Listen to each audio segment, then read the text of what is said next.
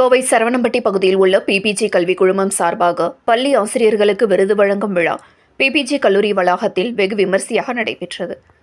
கோவையில் செயல்பட்டு வரும் பிபிஜி கல்வி குழுமங்கள் சார்பாக 2025ஆம் ஆண்டிற்கான சிறந்த ஆசிரியர் விருது வழங்கும் விழா பிபிஜி கல்லூரி அரங்கில் நடைபெற்றது.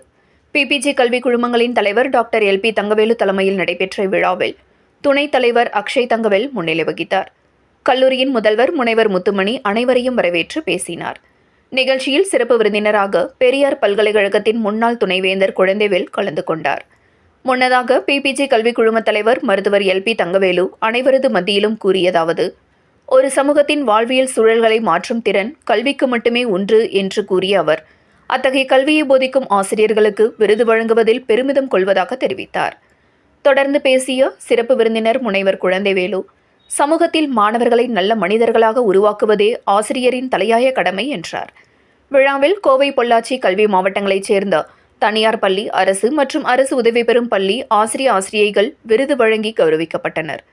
இதில் தமிழ் மொழி, ஆங்கிலம், கணிதம், அறிவியல், பொருளாதாரம், வணிகவியல் என பல்வேறு துறை சார்ந்த 142 பள்ளிகளைச் சேர்ந்த ஆசிரியர்கள் கலந்து கொண்டு விருதுகள் பெற்றனர். நிகழ்வின் இறுதியாக தமிழ்துறை இணை பேராசிரியர் முனைவர் ஹரிதாஸ் நன்றியுரை ஆற்றினார் என்பது குறிப்பிடத்தக்கது.